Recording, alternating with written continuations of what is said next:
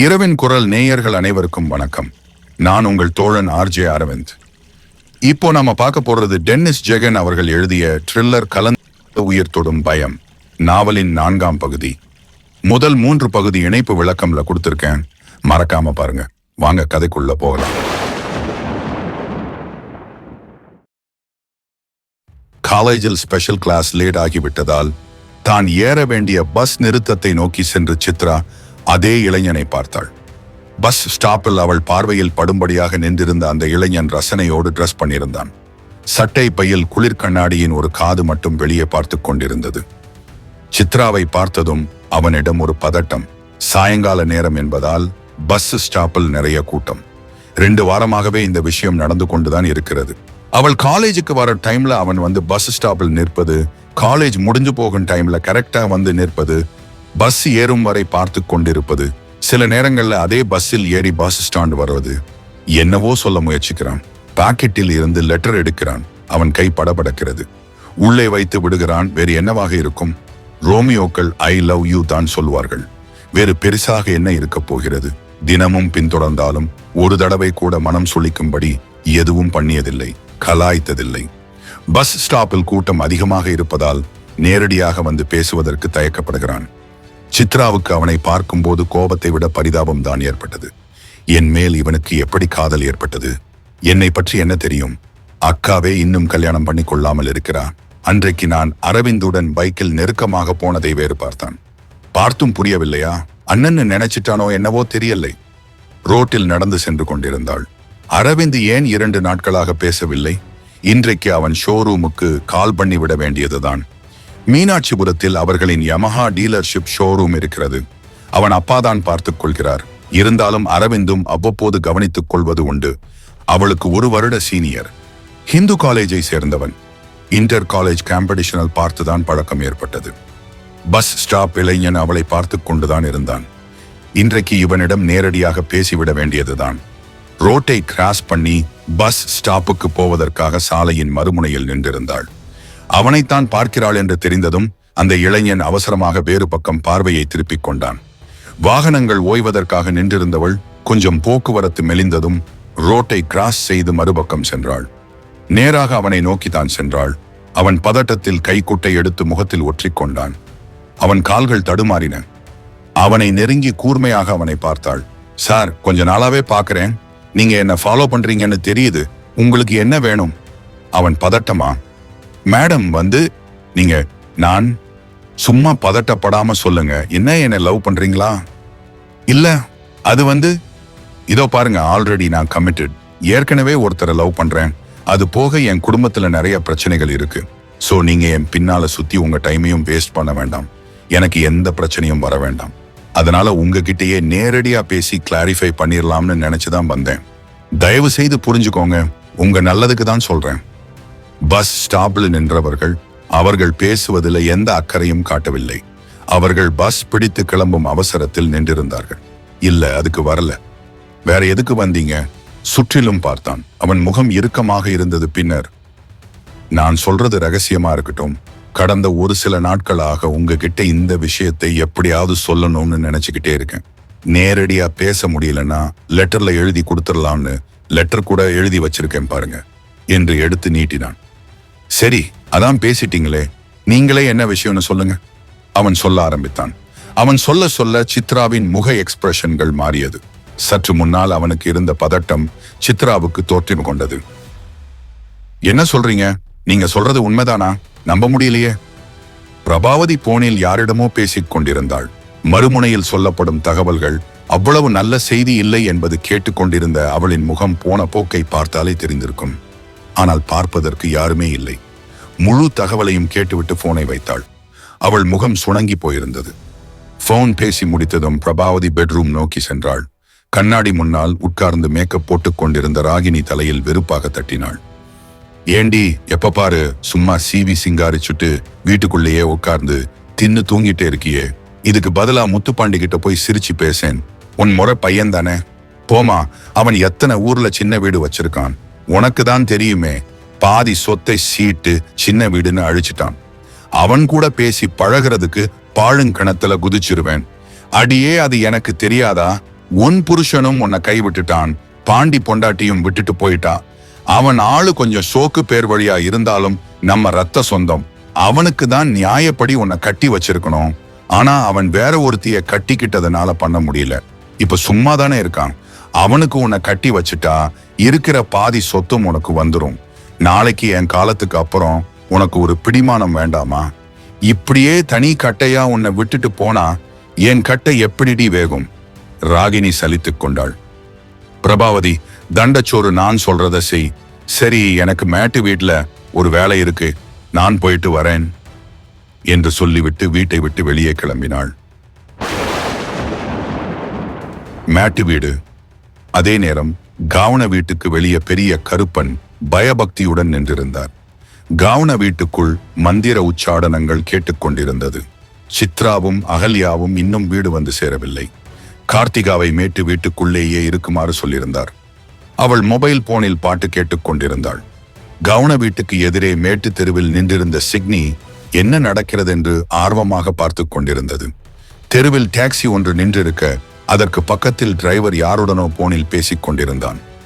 20 வருடங்களுக்கு முன்னால் முனிக்கு வீட்டை நேர்ந்துவிட்டு அதன் பிறகு மந்திர கட்டு போட்டு முனியை வீட்டுக்குள் வராமல் செய்த பிறகு 2வது முறையாக மறுபடியும் மந்திர கட்டு போடுவதற்காக பெரிய கருப்பன் விஜயாபதியில் இருந்து சந்திரசூடனை கூப்பிட்டிருந்தார். அந்த வட்டாரத்திலே ரொம்ப புகழ்பெற்ற சாமியார் கம் மந்திரவாதி. சமீபத்தில் ஊருக்குள் முனி பற்றிய பேச்சுகள் கிளப்பிவிட்டது. முத்துப்பாண்டி வேலைதான் என்று பெரிய கருப்பன் நினைத்தாலும் எதற்கும் ஒரு சாப்டிக்காக இருக்கட்டும் என்று மந்திரவாதியை கூப்பிட்டிருந்தார். வீடு வாடகைக்கு விடும் விஷயத்தில் எந்த பிரச்சனையும் வரக்கூடாது என்பதுதான் அவருடைய பிரதான எண்ணம். கவுன வீட்டுக்குள் மந்திர உச்சாடனங்கள் தொடர்ந்து கொண்டிருந்தன. ஓம் பகவதி பைரவி, ஓம் காளி, ஓம் ருத்ரி, ஓங்காரி, ஆங்காரி அடங்கலும் கட்டினேன். சபையை கட்டு, சத்ருவை கட்டு, எதிரியை கட்டு, எங்கேயும் கட்டு. ஸ்ரீம் ஓம் சிவாய நம, சிவாய நம, ஓம் ஸ்ரீம் ஸ்ரீம் க்ளீம் வாமே நம ஸ்வாஹா. 15 நிமிடங்களுக்கு பிறகு சந்திரசூடன் வெளிப்பட்டார். பிரஷர் குக்கர் போல் தட தடவென அதிர்ந்து கொண்டிருந்த கவுன வீடு கொஞ்சம் கொஞ்சமாக அமைதியானது. பின்னாலேயே அவர் சிஷ்யன் ஒருவன் வந்தான். சந்திரசூடன் நல்ல வாட்ட சாட்டமான உருவம், அடர்ந்த தாடி, பாம்பின் பார்வை உள்ள கண்கள், கழுகு அலகு போல் சற்றே வளைந்த மூக்கு, காவி உடை, தலைப்பாகை, கழுத்தில் ருத்ராட்ச மாலை. பெரிய கருப்பன், சாமியெல்லாம் நல்லபடியா முடிஞ்சுதா? சந்திரசூடன், எல்லாம் முடிஞ்சுது. இந்த வீட்டுக்குள்ள முனி மட்டுமல்ல, எந்த தீய சக்தியும் நுழைய முடியாதவாறு மந்திர கட்டு போட்டிருக்கேன். அதனால நீங்க பயப்பட வேண்டாம். பெரிய கருப்பன், ரொம்ப நன்றி சாமி. அப்புறம் உங்க காணிக்கை என்று கவரில் பணத்தை வைத்து நீட்டினார். சந்திரசூடன் சிஷ்யனை திரும்பி பார்க்க அவன் வாங்கிக் கொண்டான். பின்னர் வணக்கம் வைத்துவிட்டு சந்திரசூடன் விடை பெற்றுக் கொண்டார். சந்திரசூடனை கூப்பிட்டு வருவதற்காக பெரிய கருப்பன் ஏற்பாடு செய்திருந்த டாக்ஸியில் போய் ஏறிக்கொண்டார். சிஷ்யன் ஏறிக்கொள்ள டாக்ஸி கிளம்பியது. என்னப்பா மந்திர தந்திரம்னு இறங்கிட்டீங்க, எங்கிட்டேயும் ஒரு வார்த்தை கூட சொல்லல என்று குரல் கேட்க பெரிய கருப்பன் திரும்பி பார்த்தார். மேட்டி வீட்டிலிருந்து கவுன வீட்டுக்கு வரும் வழியில் பிரபாவதி நின்றிருந்தாள். தோளில் போட்டிருந்த துண்டை எடுத்து உதறி மறுபடியும் தோளில் போட்டபடி அவளை நோக்கி சென்றார். ஆமா, ஊருக்குள்ள கண்டதெல்லாம் பேசிட்டு இருக்கிறாங்க. எனக்கு இந்த வீட்டை விற்கிறது ரொம்ப முக்கியம். அதனால எதுக்கும் இருக்கட்டுமேன்னு மந்திர கட்டு போட்டேன். நல்லதுதான்பா, நானே சொல்லணும்னு நினைச்சேன். இருவரும் பேசிக்கொண்டே சிட் அவுட்டை நோக்கி நடந்தார்கள். தூத்துக்குடிக்காரி இப்பதான் போன் பண்ணிருந்தா, அதை சொல்லத்தான் வந்தேன். குமார் ஆபீஸ்ல வேலை பார்க்கிற ஏதோ ஒரு பொண்ணைத்தான் கல்யாணம் பண்ணிக்குவானாம். 2 பேரும் லவ் பண்றாங்களாம். நல்ல வேலை அகல்யா கிட்ட நான் சொல்லும் போதே அவ முடியாதுன்னு சொல்லிட்டா, அதனால நல்லதா போச்சு. 2 பேருக்கும் பேசி முடிச்சதுக்கு அப்புறம் அவன் லவ் மேட்டர் தெரிஞ்சிருந்தா ஏற்கனவே வெறுத்து போயிருக்கும். அகல்யா நிலைமை என்ன ஆயிருக்கும்? பெரிய கருப்பன் சற்று ஏமாற்றத்துடன் பிரபாவதியை பார்த்தார். அந்த பையன் சின்ன வயசுல அவ கூட பழகினவன், எப்படியாவது பேசி அகல சம்மதிக்க வச்சிடலாம்னு நினைச்சேன். இப்படி பண்ணிட்டானே. இந்த விஷயத்தை யாருகிட்டையும் சொல்ல வேண்டாம். சொன்னா இன்னும் அவளுக்கு கோபம் தான் அதிகமாகும். நீ அவசரப்பட்டு எதுவும் சொல்லிடாதே. எதேச்சையாக வெளியே வந்த கார்த்திகா இருவர் பேசுவதையும் கேட்டுவிட்டு திரும்பி உள்புறமாக கதவருகே நின்றாள். விஷயம் என்னவென்று அவளுக்கு புரிந்துவிட்டது. பிரபாவதி, இந்த பையன் இல்லைன்னா என்ன, கொஞ்ச நாள் போகட்டும். நம்ம ஊரு பக்கத்துல இல்ல ஊருக்குள்ள ஏதாவது ஒரு பையனை பார்த்து கல்யாணம் பண்ணி வைக்கலாம். பெரிய கருப்பன் எதுவும் சொல்லவில்லை. ஏமாற்றத்தின் கசப்பு தொண்டை குழியில் இறங்கிக் கொண்டிருந்ததால் பேசாமல் அமைதியாக இருந்தார். அன்றிரவு 12 மணி. கட்டிலில் தூங்கிக் கொண்டிருந்த சித்ரா திடுக்கென்று விழிப்பு வர முழித்துக் கொண்டாள். சே, என்ன ஒரு பயங்கரமான கனவு! தலையணை கழுத்து வியர்வையால் நனைந்திருந்தது. அவள் அணிந்திருந்த டி-ஷர்ட் நீரில் துவைத்து எடுத்தது போல் மாறியிருந்தது. எழும்பி கட்டிலில் உட்கார்ந்தாள். பஸ் ஸ்டாப் இளைஞன் சொன்ன விஷயங்கள் எல்லாம் உண்மைதானா என்று நினைத்து குழம்பி தூக்கம் வராமல் சற்று முன்னால் தான் தூங்கியிருந்தாள். கொட்டாவி விட்டபடி சைடில் திரும்ப திகைத்தாள். சற்று தள்ளி போடப்பட்டிருந்த கட்டிலில் கார்த்திகா தூங்காமல் எழும்பி உட்கார்ந்து இருப்பதை பார்த்தாள். கட்டிலில் உட்கார்ந்தபடி எங்கே பார்த்து கொண்டிருக்கிறாள் என்று சித்ரா பார்க்க கார்த்திகா ஜன்னலை வெறித்துக் கொண்டிருந்தாள். வெறிக்க வெறிக்க அப்படி ஜன்னலில் என்ன பார்க்கிறா? அவள் இதயம் பறவையின் இறக்கைகள் போல் படபடவென அடித்துக் கொண்டது. ஜன்னல் வழியாக வெளியே பார்த்தாள். செடி கொடிகளை தவிர வேறு எதுவுமே தெரியவில்லை. சுவர் கோழிகளின் இடைவிடாத ரீங்காரம் கேட்டது. மரக்கிளைகள் நிலவை அரித்திருந்தன. ஜன்னல் வழியாக பார்த்தபடி சிலை போல் உட்கார்ந்திருந்த கார்த்திகாவை பார்ப்பதற்கு சித்ராவுக்கு ரொம்ப கலவரமாக இருந்தது. சித்ரா, ராத்திரி எழும்பி உட்கார்ந்துட்டு அப்படி என்ன பார்த்துட்டே இருக்க? கார்த்திகா சித்ராவை திரும்பி ஸ்லோமோவில் பார்க்க அவள் முகம் பூராவும் திகிலாப்பி இருந்தது. உதட்டருகே சுட்டு விரலை வைத்து உஷ் என்று சைகை காண்பித்தாள். சித்ரா, என்னடி என்னாச்சு? கார்த்திகா பதில் சொல்லவில்லை. சித்ரா, அக்கா கேட்கிறேன்ல, சொல்லு.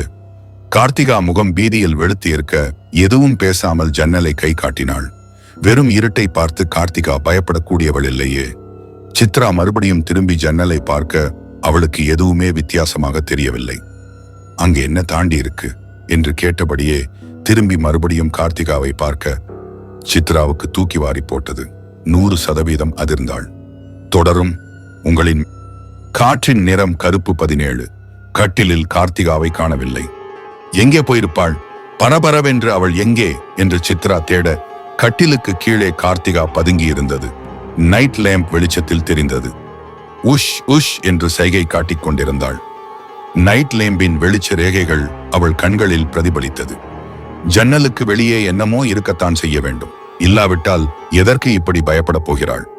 சுதாரித்த சித்ரா கட்டிலில் இருந்து எழும்பி ஜன்னலை பார்த்தபடியே பூனை போல் கார்த்திகா கட்டிலை அடைந்து கீழே உட்கார்ந்தாள். ஜன்னல் கம்பிகளுக்கு வெளியே இருட்டும் நிலவு வெளிச்சமும் மரங்களின் கிளைகளும் வழக்கம் போல் தெரிந்தது. வெகு தூரத்தில் இருந்து கடல் அலைகளின் இடைவிடாத ஹோஹோ என சன்னமான மூச்சிறைப்பு.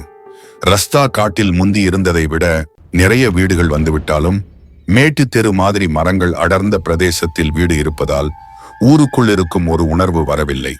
மூடப்பட்டிருந்த ரூமுக்குள் சிறைப்பட்ட காற்று கனத்திருந்தது. கார்த்திகா அவளை கட்டிலுக்கு கீழே இழுக்க அவளும் நுழைந்தாள்.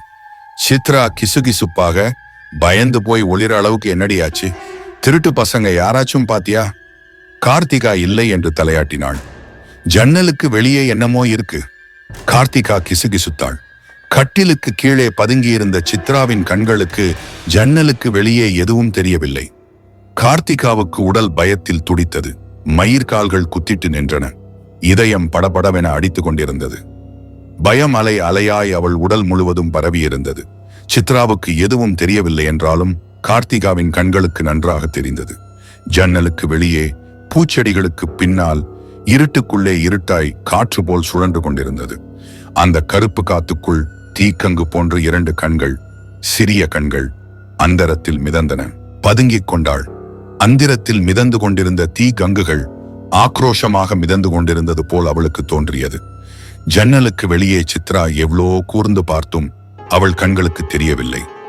உடன் ஊ என்று ஏதோ ஒரு நாயின் ஊளை சத்தம் இருவருக்கும் மிக அருகில் கேட்ட மாதிரி இருந்தது. திடீரென்று கேட்டதால் அவர்களின் இதயம் ஒருமுறை தடம் புரண்டது. சித்ராவே மேலும் அதிர்ந்தாள். அதைத் தொடர்ந்து மேட்டு தெருவில் சிக்னி முரட்டுத்தனமாக குறைக்கும் சத்தம் கேட்டது. கட்டிலுக்கு கீழே இருந்து எழும்பி ஜன்னலை நோக்கி சித்ரா சென்றாள். கார்த்திகா, அக்கா வேண்டாம் என்று கையை பிடித்து இழுக்க, பயப்படாதே என்பது போல் அவள் கையை தட்டி கொடுத்துவிட்டு ஜன்னலை நோக்கி சென்றாள். வேண்டாக்கா, வந்துடு. ஜன்னலுக்கு வெளியே மங்கலான சோகமான பல்பு வெளிச்சத்தில் பனி இறங்கிக் கொண்டிருந்தது. சித்ராவுக்கு பயம் இருந்தாலும் என்னதான் நடக்கும் பார்த்திரலாமே என்ற பூனை ஆர்வம். ஜன்னலுக்கு வெளியே சுற்றிலும் பார்த்தாள். பரந்த வானத்தில் தூக்கி எறியப்பட்டது போல் நிலாவிள்ளல். பாஸ் பண்ணி வைத்த ஹாரர் படத்தின் காட்சி போல் எந்த அசைவும் இல்லாமல் அமைதியாக தெரிந்தது. தெருவில் சிக்னியின் குறைப்பு சத்தம் தொடர்ந்தது. ஜன்னல் திறந்து இருந்தால்தானே கார்த்திக்கு பயம் வரும். சித்ரா ஜன்னலை மூடுவதற்காக கம்பி வழியாக கையை வெளியே விட்டாள். கையை வெளியே விடும்போது யாராவது பக் பிடிப்பார்களோ என்று அவளுக்கு நினைப்பு வந்தது. யாரும் பிடிக்கவில்லை. சிரித்தபடி தலையாட்டிக் கொண்டு ஜன்னலை மூடினாள். ரூம் லைட்டை போட்டாள். உலகமே பிரகாசமானது. கார்த்திகாவை நோக்கி திரும்பி, ஜன்னலை மூடியாச்சு, லைட்டை போட்டாச்சு, இனிமே இந்த பயமும் இல்லை, அப்படி என்னதான் பார்த்தே? கார்த்திகா கட்டிலை விட்டு வெளியே வந்தாள். பயம் காரணமாக நெஞ்சில் கை வைத்து கொண்டிருந்தாள். சித்ரா, சரி சரி, பயப்படாத, ஒண்ணுமில்ல, தண்ணி கொஞ்சம் குடி என்று வாட்டர் ஜக் எடுத்து கொடுத்தாள். கார்த்திகா 2 மிடறு குடித்துவிட்டு வாட்டர் ஜக்கை டேபிளில் வைத்தாள். 2வது மிடறு தண்ணீரை விழுங்காமல் வாய்க்குள்ளே வைத்து 2 பக்கமும் மாத்தி மாத்தி வாய் கொப்பளிப்பது போல் செய்து கொண்டிருந்தாள். ரூமுக்குள்ளேயே பெரிய மனுஷி போல் யோசித்தபடி நாட்டாமை நடை நடந்தாள். அவள் கொஞ்சம் நிதானமாகட்டும் என்று சித்ரா அவளிடம் எதுவுமே சொல்லவில்லை. சித்ரா வியர்வையில் நனைந்திருந்த டி-ஷர்ட்டை கழட்டினாள். வேறு டி-ஷர்ட் ஒன்றை எடுத்து போடுவதற்காக உதறினாள். எதேச்சையாக திரும்பி பார்த்த கார்த்திகா சித்ராவின் வலது மார்பில் சிவப்பாக சிறியதாக வீங்கியிருந்ததை பார்த்தாள். கார்த்திகா அவள் அருகில் வந்து, என்னக்கா காயம் இது என்று கேட்க, சித்ரா அவசரமாக, அது ஒண்ணுமில்லடி, ஏதாவது பூச்சி கடிச்சிருக்கும் என்றாள். அவள் வேற என்ன சொல்ல முடியும்? கொஞ்ச நாள் முன்னால நானும் அரவிந்தும் திருப்பரப்பு நீர்வீழ்ச்சிக்கு போனோம். அரவிந்த் நீருக்குள் இறங்காமல் ஓரமாக நின்றிருந்தான். அவன் கையை பிடித்து நான் தான் நீருக்குள் இழுத்துச் சென்றேன். முழுக்க நனைந்து விட்டோம். குளித்து முடித்துவிட்டு உடையெல்லாம் ஈரமாகிவிட்டதால் உடை மாற்றுவதற்காக அங்கேயே ஒரு ரூம் போட்டோம். அங்கே அரவிந்த் செய்த சில்மிஷம் என்றா சொல்ல முடியும்? திரும்பி பார்க்க மாட்டாள் என்று டி-ஷர்ட்டை அப்படியே கழட்டியது தப்பா போச்சு. உதறிக் கொண்டிருந்த டி-ஷர்ட்டை பட்டென்று போட்டுவிட்டு, இதை விடு, நீ என்ன தேடி பார்த்து அப்படி பயந்த? நீ அவ்வளவு சாதாரணமா பயப்படுற ஆள் இல்லையே, அதுதான் ஆச்சரியமா இருக்கு. கார்த்திகா இருட்டுக்குள்ள இருந்து பயங்கர கண்ணு மாறி, எதையோ பார்த்தேன், வெறும் கண்ணு மட்டும் என்ன முறைச்சு பார்த்துட்டு இருந்துச்சு. சித்ரா, கண்ணா, யாராவது வெளியில நின்னு பார்த்திருப்பாங்களோ? கார்த்திகா, அக்கா உனக்கு புரியலையா? யாராவது நின்னா எனக்கு தெரியாதா? வெறும் கண்ணு மட்டும் காத்துல மிதந்துட்டு இருந்துச்சு. ஜன்னலை நோக்கி மிதந்து வந்துச்சு. அதான் பயந்துட்டேன். அதை கேட்கும் போது சித்ராவுக்கும் லேசாக பீதியாக தான் இருந்தது. நாம் பார்க்கும்போது எதுவுமே இல்லையே, சித்ரா யோசித்தாள். இவள் வேறு எதையாவது பார்த்து பயந்திருக்கலாம் என்று சமாதானப்படுத்திக் கொண்டாள். சித்ரா, கண்ணம் வைப்பதற்காக திருட்டு பசங்க யாராவது வந்திருக்கலாம். தேவையில்லாமல் நீ எதையாவது நினைச்சு குழம்பிக்காத. காலையில தாத்தா கிட்ட சொல்லலாம். கார்த்திகா, வேண்டாக்கா, சொல்லாதே. தாத்தாவே மனசு சரியில்லாம இருக்கிறாரு. உன்கிட்ட ஒரு விஷயம் சொல்லல. சாயங்காலம் பிரபா அத்தை வந்து என்று ஆரம்பித்து அவள் காதில் விழுந்த விஷயத்தை சொன்னாள். சித்ரா, எனக்கு அப்பவே தெரியும். ஊர்ல இருந்து போனதுக்கு அப்புறம் குமார் கண்டுக்கவே இல்ல. மெட்ராஸ்லயே தெருவுக்கு தெரு அழகான பொண்ணுங்க இருப்பாங்க. அதை விட்டுட்டு எதுக்கு திரும்ப அவன் ஊரு பக்கம் வரப்போறான்? இந்த காலத்து பசங்க கிட்ட நம்பிக்கையை எதிர்பார்க்கிறது ரொம்ப கஷ்டம்தான். அவன் வந்திருந்தா கூட அக்கா ஒத்துக்கிட்டு இருக்க மாட்டாங்க. அது வேற விஷயம். எதுக்கும் அக்கா கிட்ட தப்பித்தவரி கூட இந்த விஷயத்த சொல்லிடாத. கார்த்திகா, இதேதான் தாத்தாவும் சொன்னாரு. பாவம் அக்கா, நமக்காக எல்லாத்தையும் இழந்துட்டாங்க. கல்யாணமும் பண்ணிக்க மாட்டேன்னு சொல்றாங்க. அட்லீஸ்ட் இனிமே நம்மால அவளுக்கு எந்த கஷ்டமும் வரக்கூடாது. இப்ப நடந்த விஷயம் எதுவும் தாத்தா கிட்டையோ அக்கா கிட்டையோ சொல்ல வேண்டாம். நாமளே பார்த்துக்கலாம். சித்ராவுக்கு சுருக்கென்று இருந்தது. நம்மால் அவளுக்கு எந்த கஷ்டமும் வரக்கூடாது என்று அவள் சொன்னது சித்ரா காதுக்குள் ஒரு சில முறை எதிரொலித்தது. கார்த்திகா, எனக்கு ஒரு ஆசைக்கா. சினிமாவில காட்டுவாங்களே, கஷ்டப்படுற சிண்ட்ரெல்லாவை காப்பாத்தவோட ராஜகுமாரன் மாதிரி நம்ம அக்காவுக்காக எவனாவது ஒரு ராஜகுமாரன் வரமாட்டானா? அவள் குரலில் நிஜமான ஏக்கம். சித்ரா சிரித்தாள். கேட்க நல்லா தான் இருக்கு. சினிமாவுக்கு ஓகே. நிஜ வாழ்க்கையில சிண்ட்ரெல்லாக்களுக்கு ராஜகுமாரன்கள் தேவைப்படுவதில்லை. சிண்ட்ரெல்லாவுக்கு அவளை பார்த்து கொள்ள தெரியும். கேரக்டர் தான் இல்ல என்பது போல் கார்த்திகா தலையாட்டினாள். சரி வாக்கா, தூங்கலாம். கொஞ்ச நேரத்துக்கு முன்னால் பயந்து நடுங்கிக் கொண்டிருந்தவளுக்கு எப்படி சட்டென்று மனநிலையை மாற்றிக்கொள்ள முடிகிறது? சித்ரா ஆச்சரியமாக அவளை பார்த்தாள். கார்த்திகா அவள் கட்டிலில் போய் படுக்க போக, சித்ரா, என் கூட வந்து படுத்துக்கோ. கார்த்திகா, வேண்டாங்க, அதான் ஜன்னலை மூடிட்டியே, நீ லைட் ஆஃப் பண்ணு. நான் கண்ணை மூடிக்கிட்டு பேசாம தூங்கிடுவேன் என்றாள் உறுதியான குரலில். ரூமுக்குள் பேச்சு சத்தம் நின்றதும் பூட்டப்பட்டிருந்த ஜன்னலுக்கு வெளியே சரசரவென செடிகள் அசைந்தன. இருட்டுக்குள் கருப்பு காற்றாய் நெகிழ்வுத்தன்மையுடன் மினுமினுப்பாய் ஏதோ ஒன்று சுழன்று கொண்டிருந்தது. மூர்க்கத்தனமான மெல்லிய உருமல் சுழல் காற்றுக்குள் கேட்டுக்கொண்டிருக்க விஷ்க் என்று சுழண்டு துள்ளி துள்ளி செடிகளை தாண்டி, மரங்களை தாண்டி, மதில் சுவரை தாண்டி கடந்து சென்றது. மேட்டு தெருவில் சிக்னியின் குறைப்பு சத்தம் தொடர்ந்து கேட்டுக்கொண்டே இருந்தது. அரசு மேல்நிலைப்பள்ளி பனையூர். மறுநாள் காலை 10 மணி. ரஸ்தா காட்டில் இருந்து பனையூர் போகும் வழியில் இருந்தது அந்த அரசு மேல்நிலைப்பள்ளி. அரசு பள்ளிகளை பற்றி சலிக்க சலிக்க பல படங்களில், பல கதைகளில் வர்ணித்து விட்டார்கள். அந்த வர்ணனைகளுக்கு இம்மி கூட பிசகாமல் அப்படியே இந்த பள்ளியும் இருந்தது. குப்புற போட்ட வடிவில் 3 கட்டிடம், நடுவே ஒரு சிறிய மைதானம். முதல் கட்டிடத்தில் மட்டும் ஒரு மாடி, பக்கவாட்டில் மற்றும் எதிரே இருப்பவை தலைமேல் மாடி எதுவும் இல்லாமல் இருந்தது. பைபின் ஆரம்பத்திலேயே தலைமை ஆசிரியர் அறை. அவர் அறையின் படிக்கட்டுகளை விட்டு கீழே இறங்கினால் கொஞ்சம் முன்னால் கொடி கம்பம். கிளாஸ் ரூம்கள் இயங்கிக் கொண்டிருந்ததற்கு அடையாளமாக மாணவர்கள் சத்தமும் அவ்வப்போது வாத்தியார்களின் சத்தமும் கேட்டுக்கொண்டிருந்தது. தலைமை ஆசிரியர் அறையில் 50% நரை முடியுடன் வெள்ளெழுத்து கண்ணாடியை அட்ஜஸ்ட் செய்து கொண்டு கையில் வைத்திருந்த பேப்பரை பார்த்து கொண்டிருந்தார் ஹெட் மாஸ்டர் ஜானகிராமன். எதிரே அமர்ந்திருந்தவனை நிமிர்ந்து பார்த்தார். டேபிளுக்கு மறுபுறம் அமர்ந்திருந்த இளைஞன் உதட்டோரம் புன்னகையுடன் அவரை பார்த்து கொண்டிருந்தான். மேலே மின்விசிறி கிர் என்று சுத்தி கொண்டிருந்தது. சுவரோரமாக 2 மர செல்ஃபுகள், அதில் நிறைய பைல்கள், டேபிளில் பாட புத்தகங்கள், அட்டெண்டன்ஸ் ரெஜிஸ்டர், இன்னும் வேறு ஏதோ ரெஜிஸ்டர்கள். ஹெட் மாஸ்டர் ஜானகிராமன் அந்த லெட்டரை மறுபடியும் படித்தார். Name Thomas Ittivara Nedumparambil. என்ன பேர் இது? வாயிலே நுழைய மாட்டேங்குது. அமர்ந்திருந்த இளைஞன் புதிய வாத்தியாராக இந்த ஊர் ஸ்கூலுக்கு வந்திருக்கிறான். அதற்குரிய அப்பாயின்ட்மெண்ட் ஆர்டர் தான் ஹெட் மாஸ்டர் கையில் இருந்தது. ஹெட் மாஸ்டர், தம்பி தப்பா நினைச்சுக்காதீங்க, உங்க பேர்ல தாமஸ் மட்டும்தான் புரியுது, மத்தது எனக்கு வாயில நுழையல, கேரளாக்காரர் மாதிரி தெரியுது. மோட்ஸ் தமிழ் தெரியுமா உங்களுக்கு? அவன் புன்னகை சிந்தினான். சிந்தினான் என்று சொல்வதை விட புன்னகையை தவழ விட்டான்னு சொல்றதுதான் சரி. அவன், சார் என்னோட பேரு தாமஸ் இட்டிவரா நெடும்பரம்பில். நெடும்பரம்பில் என்பது குடும்ப பேர். நான் ஒரு கிறிஸ்டின், அம்மா கேரளா, அப்பா தமிழ், சொந்த ஊர் நெய்யாற்றுங்கிறா. ஆனா மார்த்தாண்டத்துல செட்டில் ஆகி ரொம்ப நாளாச்சு. தமிழ் எனக்கு சரளமாகவே வரும். உட்கார்ந்திருந்தாலும் நல்ல உயரம் என்று பார்த்த மாத்திரத்திலேயே தெரிந்தது.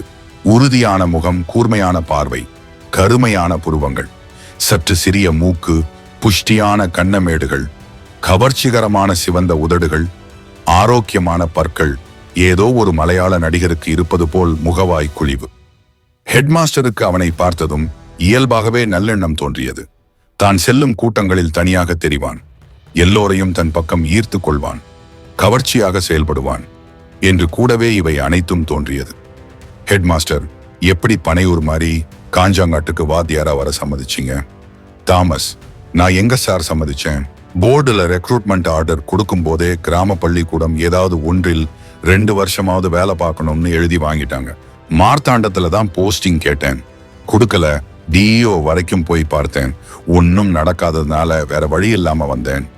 ஹெட்மாஸ்டர், அதானே பார்த்தேன், மார்த்தாண்டம் எவ்வளவு செழிப்பான ஊரு, அதை விட்டுட்டு இந்த காஞ்சாங்காட்டுக்கு வந்திருக்கிறாரேன்னு நினைச்சேன். எப்படியோ வெல்கம் டு அவர் ஸ்கூல். உங்களுக்கு ஜாயினிங் டேட் நாளையிலிருந்து தானே, ஏன் இன்னைக்கே வந்தீங்க? தாமஸ், தெரியும் சார், தங்குவதற்கு இடம் இல்லை, நல்ல வீடா பார்க்கணும், அதான் ஒரு நாள் முன்கூட்டியே வந்தேன். வீடு கிடைக்கிற வரைக்கும் 5 கிராமத்துல ஏதாவது லாட்ஜில் தங்கி இருந்து தான் வரணும். ஹெட்மாஸ்டர், நம்ம ஏரியாவில் வீட்டுக்கா பஞ்சம், அதெல்லாம் நிறையவே கிடைக்கும். நான் ஒரு புரோக்கர் நம்பர் தரேன், நீங்க அவரை கான்டாக்ட் பண்ணுங்க, ஒரே நாளில கிடைச்சிரும். தேங்க்யூ சார் என்று சொல்லிவிட்டு தாமஸ் எழும்பி நின்று கை நீட்ட ஹெட்மாஸ்டரும் எழும்பி நின்று கை குலுக்கினார். மாலை 5 மணி.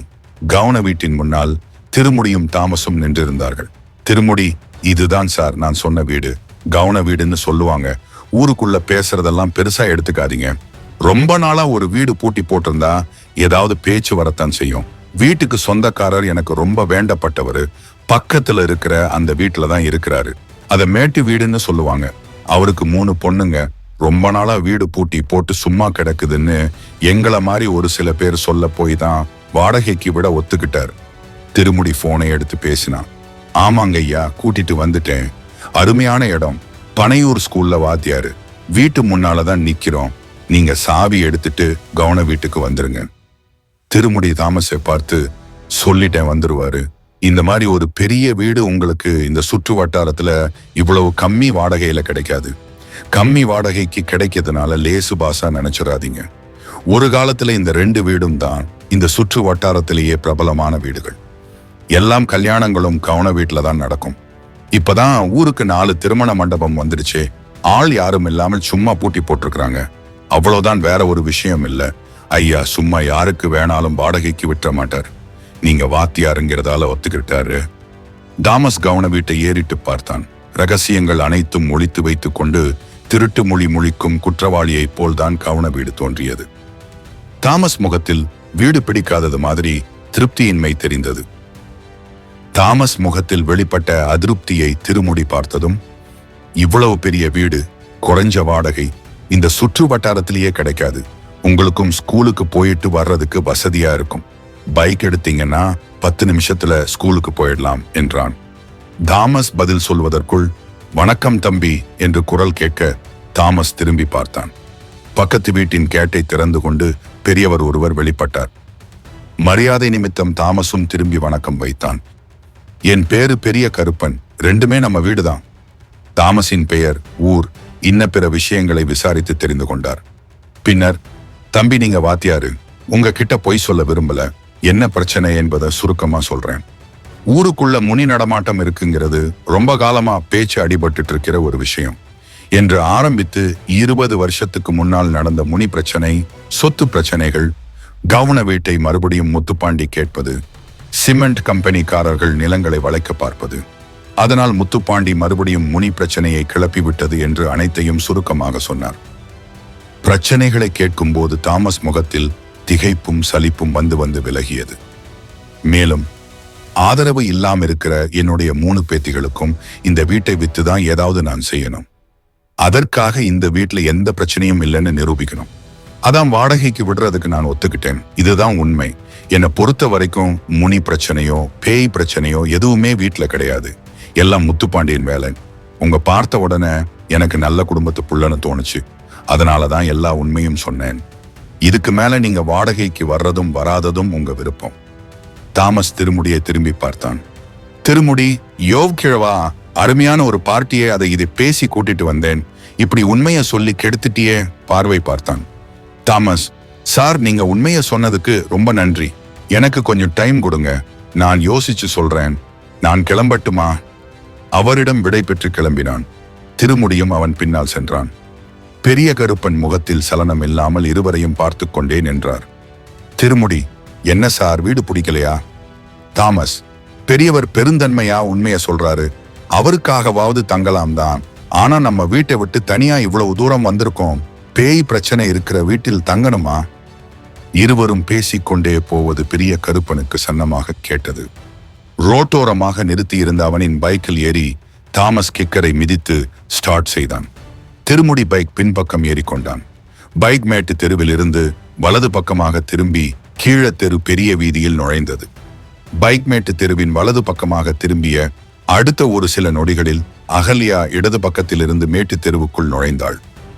தாத்தா தெருவிலேயே நின்றிருப்பதை பார்த்ததும், என்ன தாத்தா வெளியவே நின்னுட்டு இருக்கீங்க? இல்ல, வீட்டை பாக்குறதுக்காக வாத்தியார் ஒருத்தரை திருமுடி கூட்டிட்டு வந்தான். அவர்கிட்ட வீட்டை பத்தின உண்மை நிலவரங்களை சொன்னேன்.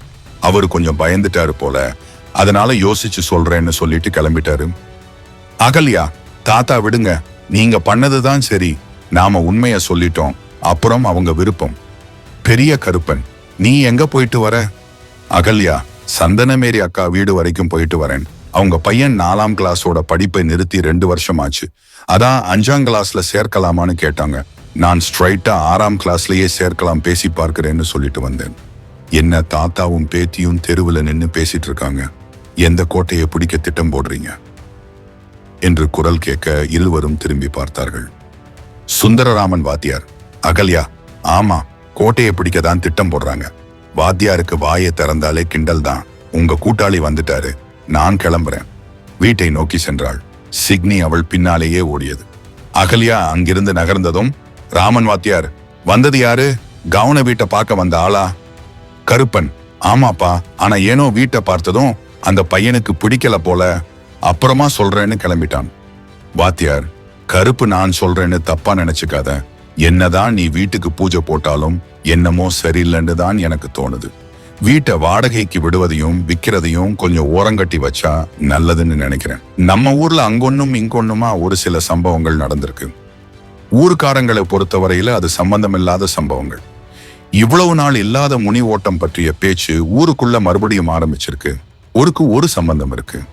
கருப்பன் சிரித்தார். வெட்டியான் குடிக்கிற குடி ஊருக்கே தெரியும். குடிச்சு குடிச்சு ஈரல் வெந்து போய் இரத்தம் கக்கி செத்துருக்கான். அதுக்கும் இதுக்கும் சம்பந்தமே இல்ல. வாத்தியார் இல்ல கருப்பு, கடற்கரை முனி கோயிலிருந்து முனி ஓட்டம் இருக்கிறதா சொல்லப்படுற வழியில தான் சுடுகாடு இருக்கு, கடற்கரை ரோடு இருக்கு. 2 சம்பவமும் முனி பாதையில தான் நடந்திருக்கு. அது மட்டும் இல்லாம சண்டி முனி குடியுரிமை இருக்கிற முனி. அதோட பாதையில யாரு வந்தாலும் சும்மா விடாதுன்னு சொல்லுவாங்க. அனாவசியமா கவுன வீடு விற்கிறத பத்தி பேசி அதை கிளப்பி விட்டுட்டோமோன்னு தோணுது. வாத்தியார் கூற்றை மறுப்பது போல் கருப்பன் தலையசைத்து ஏதோ சொல்வதற்காக வாய் திறக்க அவர் போன் அடித்தது. எடுத்து பார்த்தார். தூத்துக்குடி கல்யாணி எதுக்காக எனக்கு கால் பண்றா? போனை காதுக்கு கொடுத்தார். பெரியப்பா சுகமா இருக்கீங்களா? சுகத்துக்கு என்ன குறைச்சல்? உனக்கு இப்பவாவது ஞாபகம் வந்துச்சு. நீங்க எப்படி இருக்கீங்க? வீட்டுல எல்லாம் சௌக்கியமா? எல்லாம் சௌக்கியம். பெரியப்பா ஞாபகம் இல்லாம இல்ல. சீட்டு கம்பெனி நடத்துறேன். அதை பத்தி தெரியும் இல்லையா? பணத்தை வசூல் பண்றது சிக்கலான வேலை. விட்டா பிடிக்கவே முடியாது. எப்பவுமே அதையே பார்த்துட்டு இருக்க வேண்டியதா இருக்கு. புரியுது. நானும் சும்மா தான் கேட்டேன். சரி, என்ன விஷயமா போன் பண்ணுன? எப்படியாவது நம்ம அகல்யாவை குமாருக்கு கட்டி வச்சிடலாம்னு தான் நினைச்சேன். ஆனா திடீர்னு அவன் ஆபீஸ்ல வேலை பார்க்கிற ஒரு வடநாட்டுக்காரியை இழுத்துட்டு வந்து இவளதான் கட்டிக்குவேன்னு நிக்கிறான். இப்படி பண்ணுவான்னு நான் நினைக்கவே இல்லை. கல்யாணத்துக்கு ஒத்துக்கலைன்னா ரெஜிஸ்டர் மேரேஜ் பண்ணிட்டு தனியா போயிருவேன்னு மிரட்டுறான். எனக்கு என்ன பண்றதுன்னு தெரியல. அதனாலதான் பிரபா கிட்ட சொன்னேன். இருந்தாலும் நம்மளே நேரடியா பேசிடலாம்ங்கிறதுக்காக போன் பண்ணேன். பெரியவங்க என்னை தப்பா நினைச்சுக்க கூடாது என்றாள் வருத்தம் தோய்ந்த குரலில். கருப்பன், சரி விடு. அதுக்கு என்ன பண்றது? ஒவ்வொருத்தருக்கும் ஒவ்வொரு விருப்பம். அவங்க விருப்பத்தை மீறி கட்டி வைக்கவா முடியும்? அகல் கிட்ட பேசும்போது கூட கல்யாணத்துல விருப்பம் இல்லைன்னு தான் சொன்னான். எப்படியாவது பேசி முடிச்சிடலாம்னு தான் நானும் ஆசைப்பட்டேன். எல்லாம் நல்லதுக்குன்னு நினைச்சுக்க வேண்டியதுதான். கல்யாணியும் கருப்பனும் மாத்தி மாத்தி சமாதானம் பேசிவிட்டு போனை வைத்தார்கள். பக்கத்தில் நின்றிருந்த சுந்தர்ராமனுக்கு சங்கதி தெரியும். அதனால் அவர் எதுவுமே கேட்கலை. கருப்பன், கல்யாணிக்கு எப்படியாவது முடிச்சிடலாம்னு தான் நினைப்பு இருக்கு. இந்த காலத்து பசங்க என்ன ஆசைப்படுறாங்கன்னு சொல்லவா முடியுது? வாத்தியார் ராமன், அதை விடு. அதான் தெரிஞ்ச விஷயமாச்சே. கவுன வீடு வாடகைக்கு விடுற யோசனைய முதலில் நிப்பாட்டு. வீடு பார்க்க வந்தவன் கூட பார்த்ததுமே ஓடி போய்விட்டான். விஷயம் தெரியாத வெளியூர்காரனே பார்த்ததும் பயந்துட்டான். வீடு பத்தி பேச்சு எடுத்ததுக்கு அப்புறம் ஏதாவது நல்ல விஷயம் நடக்குதா? நான் சொல்றத தயவு செய்து கேளு. வாத்தியார் இதே விஷயத்தை அழுத்தம் திருத்தமாக பலமுறை சொல்லி இருக்கிறார். தொடர்ந்து அவர் சொல்வதை கேட்டதும் பெரிய கருப்பன் கவுன வீடு விஷயத்தை கைவிடலாமா என்று யோசிக்க ஆரம்பித்தார். அவர் நெற்றியில் யோசனை சுருக்கங்கள் பளிச்சிட்டன. இதற்கிடையே தாமஸ் பைக்கை பஸ் ஸ்டாப்பில் நிறுத்தினான். திருமுடி இறங்கிக் கொண்டு, சரிங்க சார், நாளைக்கு பார்க்கலாம். கவுன வீடு உங்களுக்கு காமிக்கும் போது நீங்க ஒத்துக்குவீங்கன்னு நினைச்சேன். இப்படி சொல்லுவீங்கன்னு எதிர்பார்க்கலை. காம்போனன்ட் பிளேஸ்மெண்ட் என்றான். நானும் ஒத்துக்கலாம்னு தான் நினைச்சேன். ஆனா காரணத்தை சொல்லாமல் யோசித்தபடி நிறுத்தினான். பஸ் ஸ்டாப்பில் யாருடனோ பேசிக் கொண்டிருந்த முத்துப்பாண்டி கவுன வீடு பேர் அடிபட்டதும் திரும்பி பார்த்தான். திருமுடிக்கு பக்கத்தில் ஊருக்குள் புதுசாக வந்திருப்பவனை பார்த்ததும் என்ன விஷயமாக வந்திருப்பான் என்று அவனால் யூகிக்க முடிந்தது. முத்துப்பாண்டி ஆவேசமாக அவர்களை நோக்கி சென்றான். ஏல திருமுடி, நான் உன்கிட்ட எவ்வளவு தடவை சொன்னேன், கவுன வீடு எனக்கு தான் வரப்போகுது. பெரியவர் என்னதான் திருங்கினாலும் அவருக்கு வேற வழியே கிடையாது. வாடகைக்கு ஆள் கூட்டிட்டு வர்ற வேலையெல்லாம் வச்சுக்காத. இதுதான் கடைசி எச்சரிக்கைன்னு நினைச்சுக்கோ. இனிமே வாயால பேச மாட்டேன், சொல்லிட்டேன் என்று சொல்லிவிட்டு தாமஸை ஒரு முறை உஷ்ணமாக பார்த்துவிட்டு விசுக்கென்று திரும்பி சென்றான்.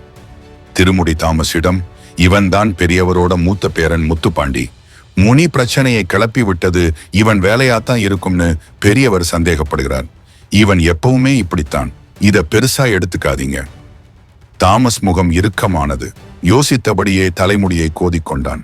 ஏதோ முடிவெடுத்த தீர்க்கம் முகத்தில் தெரிந்தது.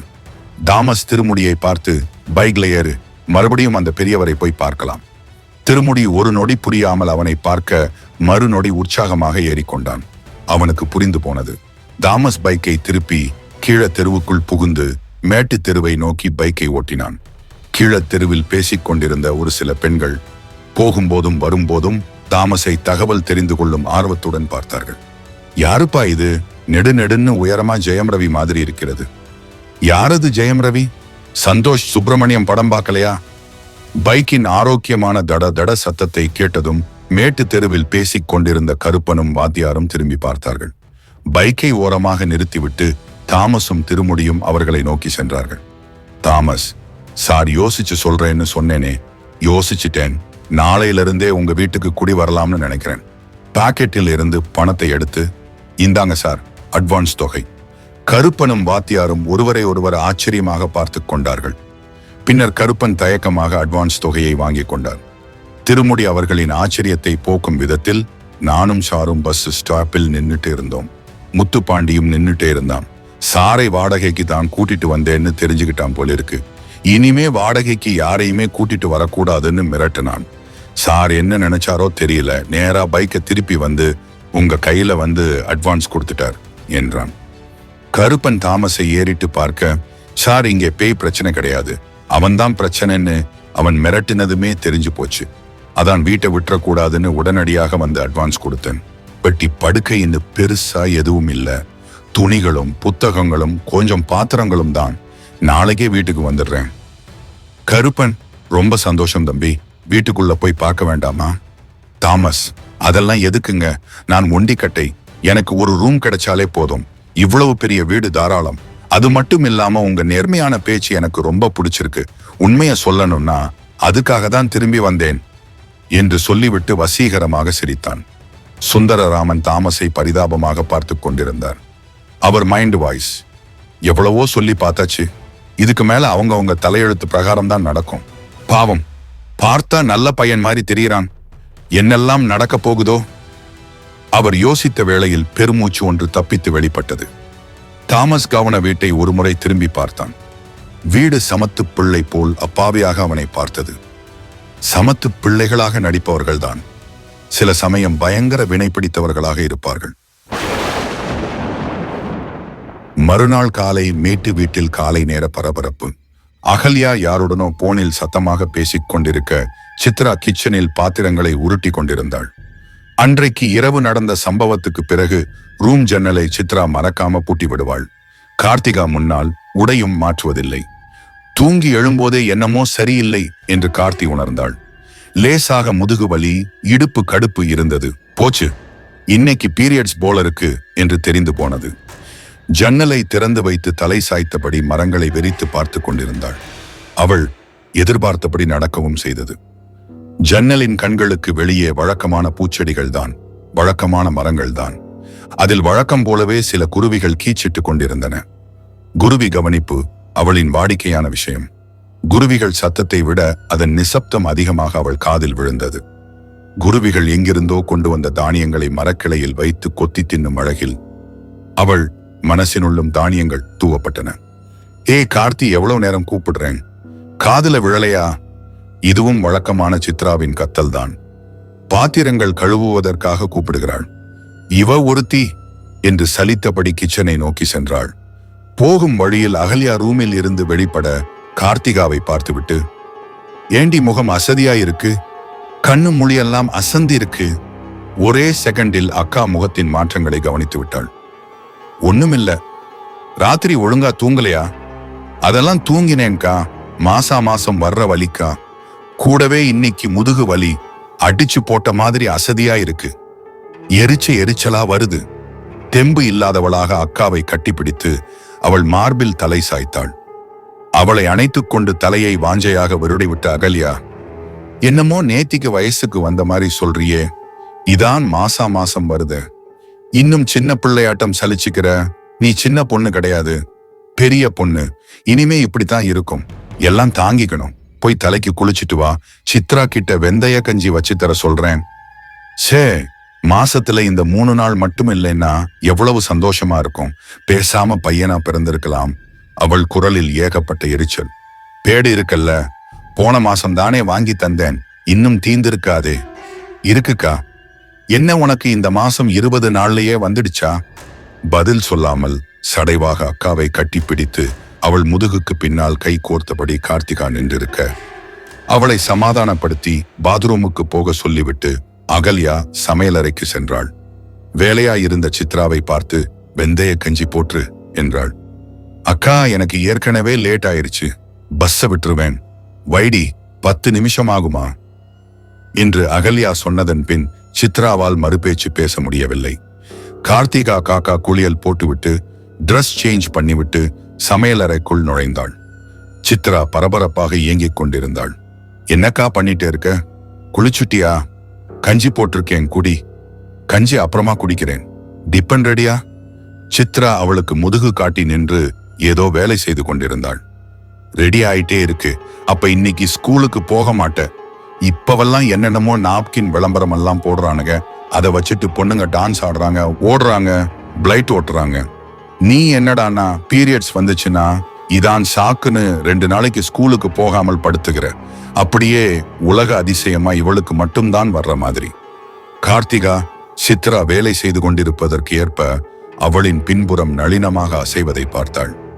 எழும்பி சித்ராவின் பின்புறத்தில் பட்டென்று அடித்தாள். சமையல் மேடையில் காய்கறி நறுக்கிக் கொண்டிருந்த சித்ரா அதிர்ந்து திரும்பினாள்.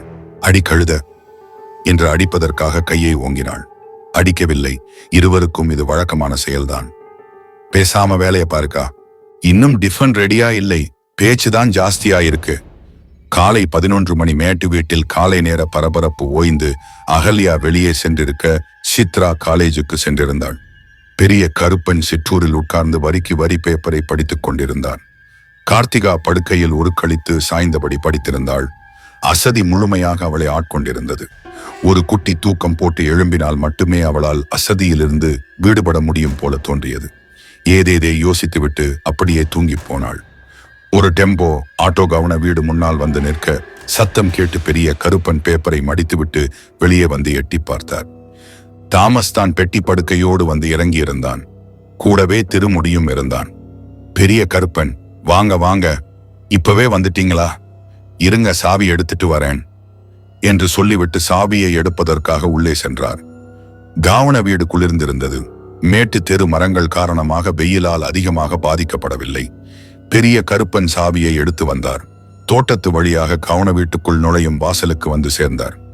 கருப்பன், சாயங்காலம் தான் வருவீங்கன்னு எதிர்பார்த்தேன். தாமஸ் கேட் வழியாக உள்ளே நுழைந்தான். இன்னைக்குதான் ஆக்சுவலா ஸ்கூல்ல ஜாயினிங், ஆனா நேத்தே ஜாயின் பண்ணிட்டேன். அதனால இன்னைக்கு வீடு ஷிஃப்ட் பண்றதுக்காக பெர்மிஷன் போட்டுட்டு வந்துட்டேன். கருப்பன் கவன வீட்டின் கதவை பிறந்து உள்ளே சென்டர் அவரை தொடர்ந்து தாமஸ் நுழைந்தான். ரொம்ப நாட்களாக பூட்டி போட்ட வீடு என்பதால் குப்பென்று ஈரமும் வெப்பமும் கலந்த ஒரு வாடை அடித்தது. கருப்பன், ஜன்னல் கதவெல்லாம் பூட்டியே போட்டிருந்ததால கசகசான்னு இருக்கும், கொஞ்ச நேரம் திறந்து வைங்க, சுத்தமான காத்து வந்துச்சுன்னா எல்லாம் சரியாயிடும். தாமஸ், சரிங்க சார் என்றான். மேட்டு வீடு மாதிரியே ஒரு சிறிய சிட் அவுட், பெரிய ஹால், பெட்ரூம், இன்னும் 2 சிறு ரூம்கள் இருந்தன. கிராமத்தில் இப்படி ஒரு வீடு கிடைப்பது அதிசயம்தான். தாமஸை பொறுத்தவரை அவனுக்கு போதுமானதாக இருந்தது. அவன் முகத்தில் திருப்தி. கருப்பன், சமையல் பாத்திரங்கள் எல்லாம் கொண்டு வந்திருக்கிறீங்களா? பால் காய்ச்சுருவீங்களா? தாமஸ், சார், எங்களுக்கு அந்த பழக்கம் எல்லாம் கிடையாது. சிம்பிளா ஒரு பிரேயர் மட்டும் பண்ணுவாங்க. இன்னும் பாரம்பரியமான கிறிஸ்தவர்கள் சர்ச் பாதர் யாரையாவது கூட்டிட்டு வந்து ஜெபம் பண்ணிட்டு புனித நீர் தெளிப்பாங்க. கருப்பன், அப்படியா, சரி சரி, நீங்க உங்க விருப்பம் போல பண்ணுங்க. அவர்கள் பேசிக் கொண்டிருக்கும் போது திருமுடி பெட்டியை தூக்கி கொண்டு உள்ளே நுழைந்தான். கருப்பன், உங்க குடும்பத்தை பத்தி நான் ஒன்னும் கேட்கலையே. தாமஸ், சார், மார்த்தாண்டம் என் ஊரு. அப்பா ஈபில வேலை பார்த்துட்டே இருந்தாரு. 2 வருஷத்துக்கு முன்னால ஒரு டிரான்ஸ்பார்மர் ரிப்பேர் பண்றதுல ஈடுபட்டு இருக்கும் போது கால் தவறி மேலிருந்து கீழே விழுந்து இறந்து போனார். அம்மா ஹவுஸ் ஒய்ஃப் தான். எனக்கு 2 தங்கச்சி, ஒரு தம்பி. அப்பா இறந்ததுக்கு அப்புறம் அவங்கள பார்த்துக்க வேண்டிய பொறுப்பு. MSc PhD படிச்சு முடிச்சதுக்கு அப்புறம் மார்த்தாண்டத்திலேயே கவர்மெண்ட் ஸ்கூல்ல வேலை கிடைக்குமான்னு முயற்சி பண்ணேன். ஏதாவது கிராமத்து ஸ்கூல்ல 2 வருஷம் வேலை பார்த்துட்டு வந்தாதான் சொந்த ஊர்ல கிடைக்கும்னு போர்டுல சொல்லிட்டாங்க. அதான் வந்தேன், சிரித்தபடியே சொன்னான். கருப்பனுக்கு அவனை பார்த்ததுமே பிடிச்சு போனது. இந்த சின்ன வயசுல குடும்பத்தை பார்த்து கொள்ள வேண்டிய பொறுப்புகள் இருந்துச்சுன்னா நாம நினைச்சபடி இருக்க முடியாது. பொறுப்பு தான் ஒருத்தனுக்கு வாழ்க்கையை கத்துக் கொடுக்கக்கூடிய விஷயம். நீங்களும் என் பேத்தி அகல்யா மாதிரி தான் போல இருக்கு. ரொம்ப சந்தோஷம் தம்பி. நீங்க எல்லாத்தையும் அரேஞ்ச் பண்ணுங்க, நான் அப்புறமா வந்து பார்க்கிறேன். என்று சொல்லிவிட்டு கருப்பன் நகர்ந்தார். தாமஸ் வீட்டின் பின்பக்க கதவை திறந்து எட்டி பார்த்தான். நிறையவே இடம் இருந்தது. சமீபத்தில் தான் சுத்தப்படுத்தி இருப்பது நன்றாகவே தெரிந்தது. பின்பக்கம் இருந்த வேப்ப மரமும் முருங்கை மரமும் செம்பருத்தி செடியும் நிழலையும் காற்றையும் கொடுத்தது. திரும்பி உள்ளே வந்தவன் ஒவ்வொரு ரூமாக நுழைந்து ஜன்னல்களையும் கதவையும் திறந்து வைத்தான். கடைசி ரூமுக்குள் நுழைந்து பார்த்தான்.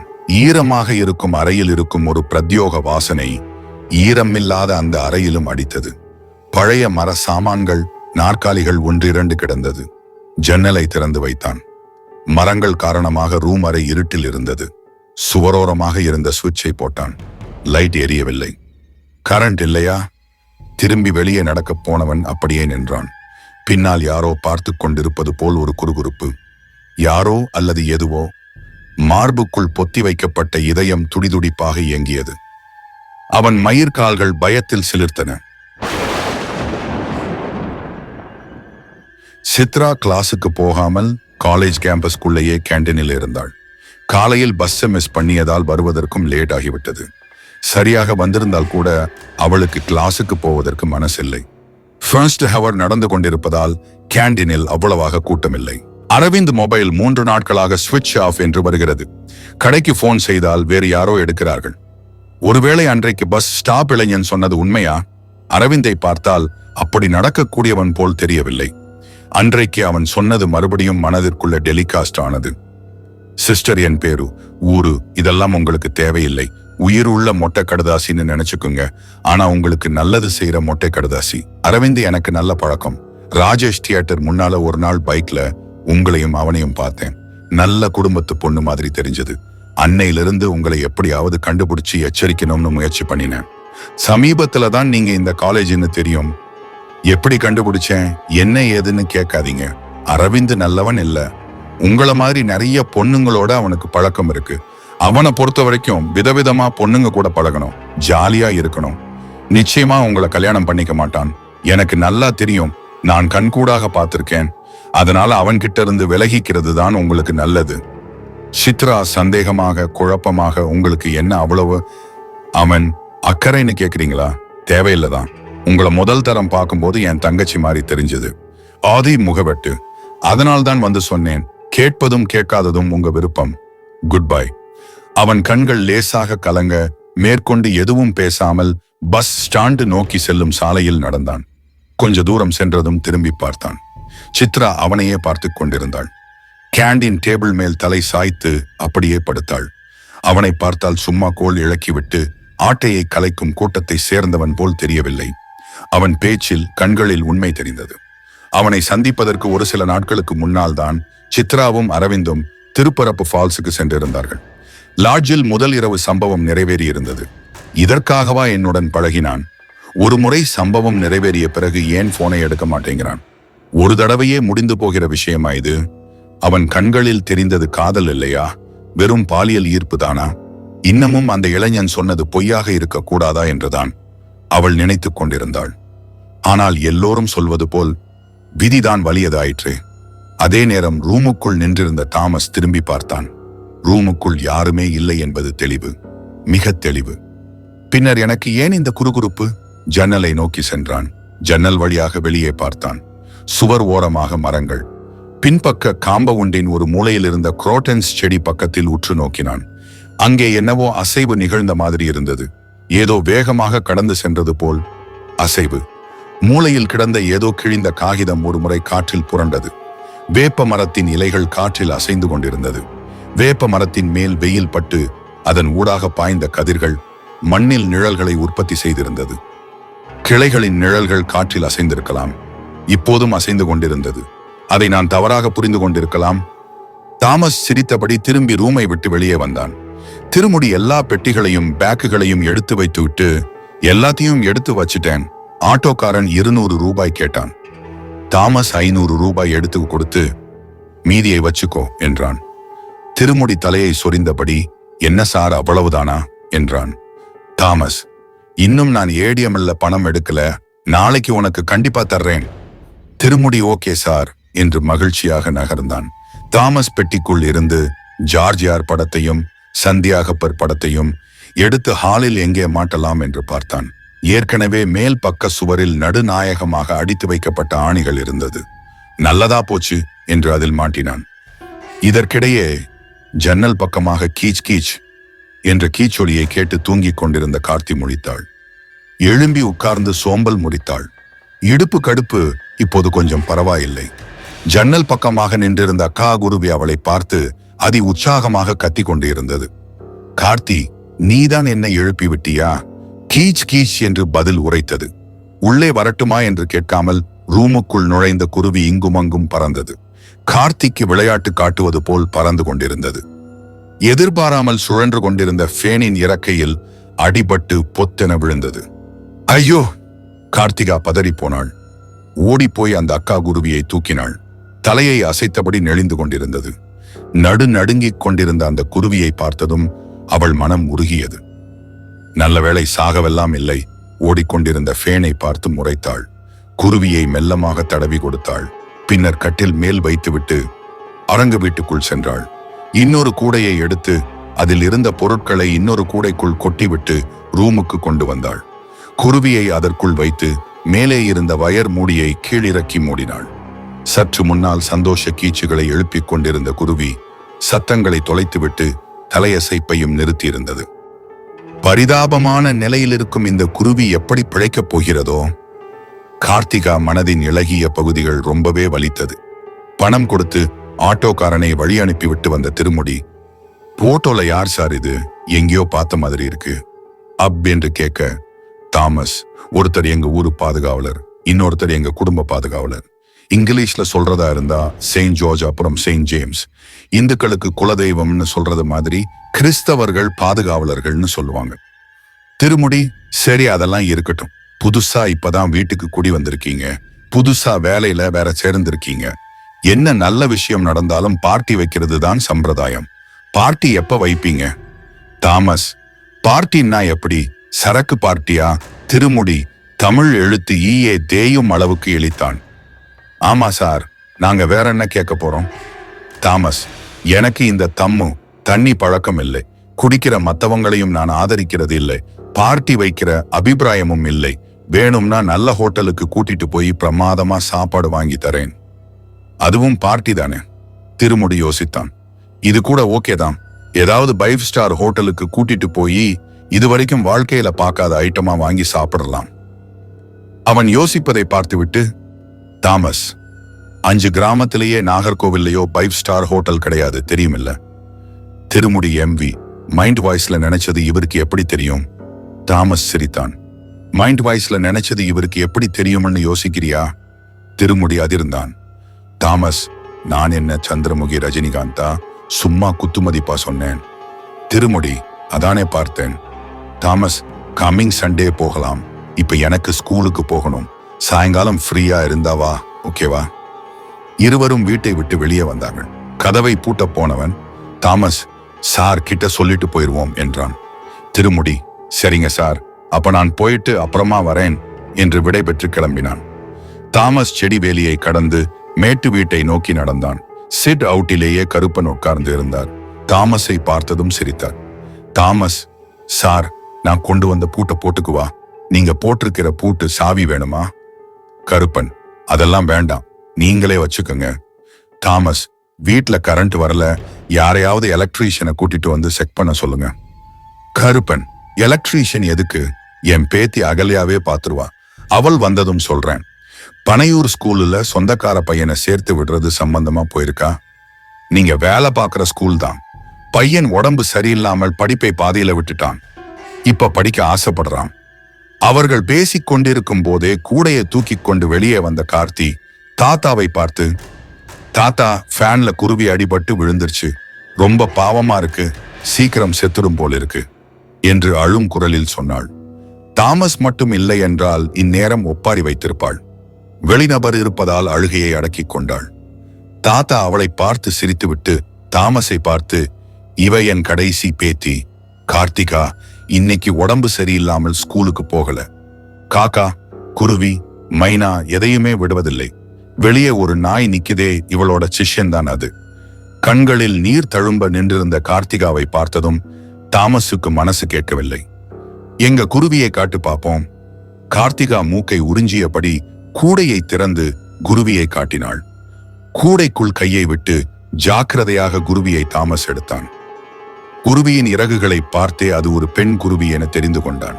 குருவி மயங்கி கிடந்தது. வயிற்றுப் பகுதியில் இறக்கைகளுக்கு கீழே அடிபட்டிருந்தது. இப்படியே விட்டால் நிச்சயமாக தாங்காது என்று புரிந்து கொண்டான். கண்கள் கலங்கியபடி நிற்கும் கார்த்தியை ஏறிட்டு பார்த்தான். கவலைப்படாதம்மா, இன்னும் சாகல, மயங்கி கிடக்குது, காப்பாத்திடலாம், கொஞ்சம் மஞ்சளை தண்ணில கரைச்சி எடுத்துட்டு வா. கார்த்திகா குடுகுடுவென்று உள்ளே ஓடினாள். அடுத்த 2வது நிமிஷத்தில் ஒரு சின்ன தட்டில் மஞ்சளை கரைத்து எடுத்து வந்தாள். தாமஸ் அதை வாங்கி அடிபட்ட இடத்தில் தடவி விட்டான். பின்னர் குருவியை கூடையில் விட்டு கூடையை அவளிடம் கொடுத்தான். கொஞ்ச நேரம் கழிச்சு ஒரு கொட்டாங்குச்சியில சோறு நல்லா மசிச்சு உள்ளவை, சாப்பிடட்டும், அடி கொஞ்சம் பலம்தான், சரியாவதுக்கு நாளாகும், சாயங்காலம் வந்து பார்க்கிறேன், சரியா? சரி என்றாள். கார்த்தி, நீங்க வாத்தியாரா, டாக்டரா? தாமஸ் சிரித்தபடி, நானும் சின்ன வயசுல உன்ன மாதிரிதான். எங்க வீடே ஒரு பறவைகள் சரணாலயமா தான் இருந்துச்சு. குருவியை காப்பாத்திடலாம், சரியா? கண்ணை தொடச்சிக்கிட்டு சிரி பார்ப்போம். கார்த்தி கண்ணை துடைத்துவிட்டு மெலிதாக சிரித்தாள்.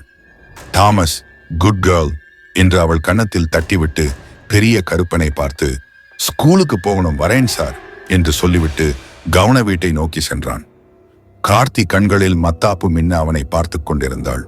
பின்னர் தாத்தாவை பார்த்து, தாத்தா, கவன வீட்டை வாடகைக்கு விட்டது முதல்ல பிடிக்கல, ஆனா இப்ப பிடிச்சிருக்கு, கம்போனன்ட் பிளேஸ்மெண்ட் என்றாள். பெரிய கருப்பன் அவள் சொன்னதை புரிந்து கொண்டு, நான் சொன்னா எப்பவுமே சரியா இருக்கும் என்றார் பெருமித குரலில்.